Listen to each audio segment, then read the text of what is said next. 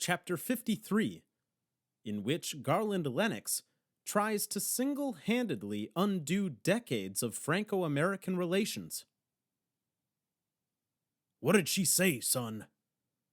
She said they have no one here by that name, I said to Garland, after asking the nurse behind the reception desk at La Matin Vu Tonnelle about Madeleine. The old man looked disappointed, and I tried not to show my relief, because walking into that depressing French nursing home, my mind couldn't help but drift back to Morningview Arbor and all those men and women staring at the test pattern on the television in the big room. In that moment, I didn't want to find Madeleine. Not if she was strapped to a bed, babbling on about escargot and Gérard Depardieu, and I doubted Garland wanted to find her that way either.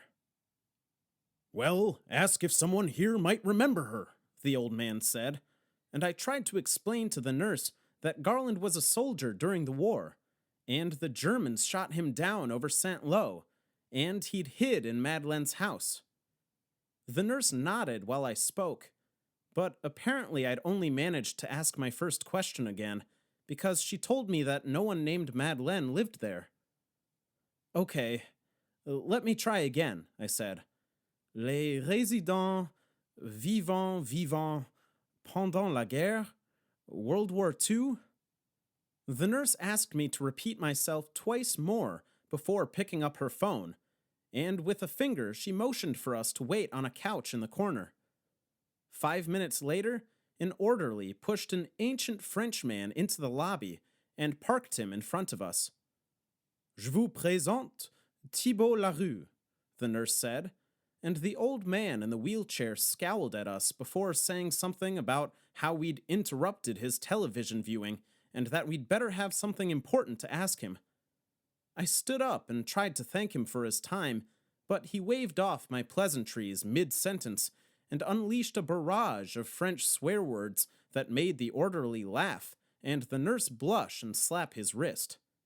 In that moment, I realized we'd just met the French version of Garland, so I got to the point and asked if he knew a girl named Madeleine Moreau during the war. Thibault Larue thought for a moment, or maybe he fell asleep. I repeated Madeleine's name again, and finally the old Frenchman's eyebrows rose in recognition, and he began to speak. What's he saying, son? Garland asked. He knew her, I said, trying to listen and translate and stop Garland from interrupting all at the same time. He said she was a little older than him, a very pretty girl. She was his girlfriend, or maybe he wanted her to be his girlfriend. I'm not sure. She wasn't his damn girlfriend, Garland snapped, and he was off the couch jabbing a finger into Thibault's chest before Parker or I could stop him. She wasn't your girlfriend, he growled, and while Parker and I pulled Garland back onto the couch, the old Frenchman spat and swore. Il est désolé, I whispered to Thibault, hoping the nurse and orderly hadn't noticed Garland's outburst. Pardon, il est désolé. Garland, tell him you're sorry. No. Garland, apologize now, Parker said. Pardon, Garland mumbled, and Thibault grunted and waved off our apologies and continued talking about Madeleine. He says he remembers the day her father shot a German. No, the day the Germans shot her father. There were rumors she helped the resistance. We know all of this, Garland growled. Ask him what happened to her. Where is she? I asked Thibault, Savez-vous où elle, habite maintenant? The old Frenchman shrugged and began to speak. He says after the bombings there was only confusion, I said. She did not die, though. He would know if she died. He says he lived in Saint-Lô after the war, but many left and did not return. She is one who did not return. Does he remember anything else? Parker asked, and I urged the old man to recall anything else he'd heard about Madeleine. He shrugged, and I tried to explain why we were looking for her, hoping Garland's story of lost love would compel him to think a little harder, But when I got to the part about Garland and Madeleine being in love and living together for months, I saw an unmistakable flash of jealous rage in the old Frenchman's eyes. He began to speak again, but his tone had changed, and now he looked only at Garland. He says she probably went to Paris, I said. Many young people went there looking for work. Then he kept talking, but I stopped translating. Son, what's he saying? Garland barked. I'm not sure, I lied. Son, Garland shouted, pointing at the smirking old Frenchman. What the hell is he saying?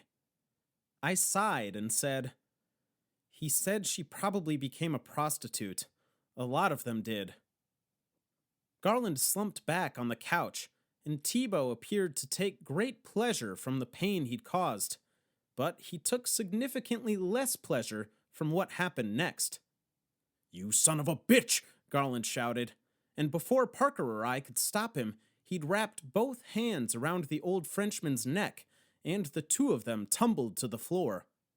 The nurse screamed, and the orderly came running and tried to separate them, but Garland had somehow managed to apply a cross-faced chicken wing on Thibault, who was in turn attempting to claw Garland's eyes out.